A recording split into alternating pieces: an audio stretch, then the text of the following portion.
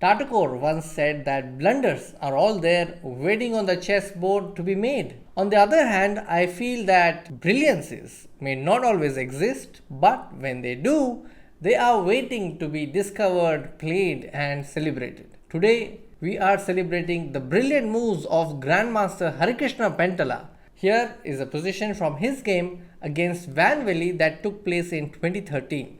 Tata Steel event. The rook is hanging, so Grandmaster Harikrishna defended his rook with rook f3, and now after king h7, he got an opportunity to play a brilliant move here. Take your time. It's checkmate in 3, and there are 2 different answers. I like the one which Grandmaster Harikrishna played in the game. I'm going to reveal the answer in 3, 2 and 1. The answer is rook f7 check.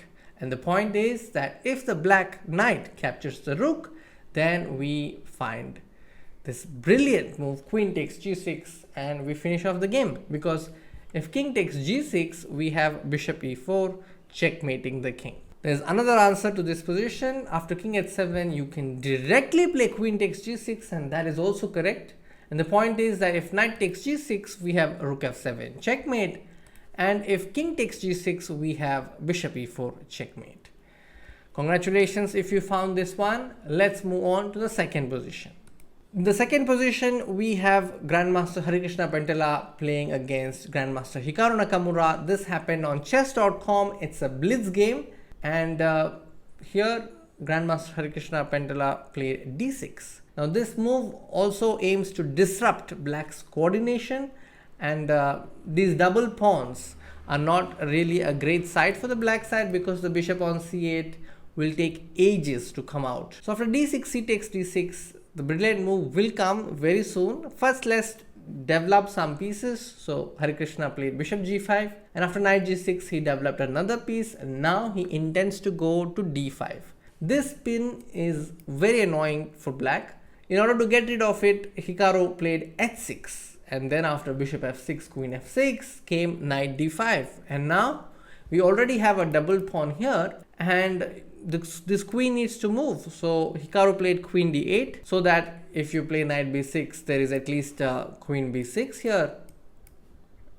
But in the game, Harikrishna played bishop into g6, which is a good move.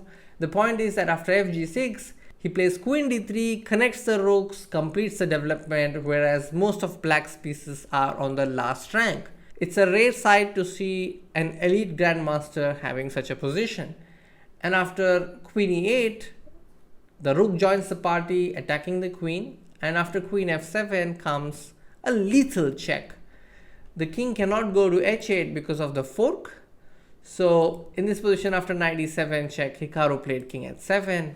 Here is your chance to find that brilliant move which Grandmaster Harikrishna Pentala played in his game. 5, 4, 3, 2 and 1. I'm going to reveal the move now. I hope you have found the answer. The answer is knight g5 check, and if the pawn takes the knight, we have queen h3 checkmate. After knight g5 check, if the king goes to h8, we can take on f7 and then mate in the next few moves. For instance, after rook f7, knight g6, king h7, knight check. We play queen h7 and checkmate. Thanks to this rook on e1, the king has no escape. Let's go to the third example. Here, Grandmaster Harikrishna Pentala was white against Yakovenko, and he played bishop f4. This game happened in Shenzhen in 2019. So the knight is attacked, and Yakovenko played knight d5. Here is your chance to find the brilliant continuation. One of the features of some combinations that I have picked is that these are slightly longer in nature. The point of that brilliant move is revealed a few moves later. Some moves are very aesthetic in nature, and some moves are cheapo, which Grandmaster Harikrishna really likes. Also, when I asked him if he prefers knights or bishops, his preference was clearly bishop. In this position, he manages to perform a magic trick with the knight and the bishop. He plays bishop d6 check. The king has to go to g8, and now comes the beautiful knight b8. And the point is that the knight is making way for the c pawn to go to c8. It's also trapping or limiting black's rook on a8, and white is also threatening a back rank checkmate.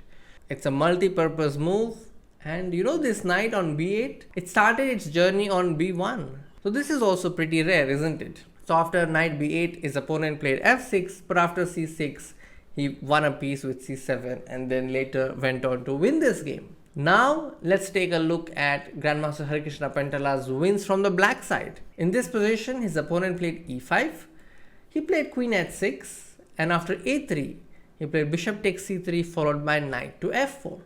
They say that 3 pieces is a mate, so Harikrishna Pentala already has queen and knight, and he needs to get this bishop also, which he does very soon. So after bishop c2, I'm giving you the first opportunity to spot the brilliant move in this game.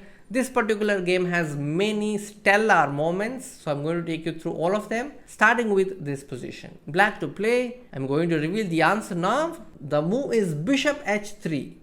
And the point is that if g takes h3, then there is queen g5 check. If the king goes to h1, it's a mate. So after queen g5 check, queen g4 is forced, and then black uses this pin and eliminates the defender and then wins the queen on the next move. So after bishop h3, his opponent was forced to play g3 and give up the exchange. And after bishop takes f1, knight takes f1, you can see that knight comes to h3. Black has a winning position here, but I'm very impressed with the way Grandmaster Harikrishna continued this game. It's a very precise play. After king g2, he played f6. And after e takes f6, he plays rook f8. What a way to activate the rooks. Sometimes if your rooks need breathing space, make use of pawn breaks. And this is a perfect example for that. He made use of this pawn break with f6 so that his rook could come to f8. And here after f4, Grandmaster Harikrishna found a way to triple on the f line. And when a queen backs up 2 rooks on the same file, we call it the Alekhines gun. And recently we also shared an example of Nihal Sarin, changing it a little bit by placing the queen in between, and we call it Nihal Sarin's gun. Grandmaster Harikrishna does something very similar. After rook takes f6, queen g4, he first finds knight takes f4, which is beautiful. And after g takes f4, rook takes f4, he gets his rook to the f8 square and then queen f6. And thereby we see Grandmaster Harikrishna Pentala's gun. The rook is ready to go to f2, and after knight e3, he plays rook f3 first, diverts the attention of this queen so that rook f2 check becomes possible. And after king g1 comes a classy clearance. I hope you have found the answer featuring the clearance theme, and the answer is rook g2 check. If the knight captures on g2, it's puzzle rush time with queen f2 check, and after king h1, queen f1 check, and rook into f1 checkmate. So after rook g2 check, king into g2 is forced, and there follows queen f3. And the remarkable thing about this particular combination is that at the end you will see that this queen is threatening a mate, but with the help of some concrete checks, Harikrishna was able to not only find attacking ideas but also defend the e8 square. And this is how it happens. He plays queen f2, captures on e1, then rook f2, followed by rook f3. And this is the check I am talking about. And he defends it with rook takes e3. And now if queen goes to b8, he already has rook e8 in mind. So black is winning this position. Now it's time to look at the final example of this video. Here we have the game between Sundararajan Kidambi and Harikrishna Pentala. This happened in the year 2000 in Mumbai.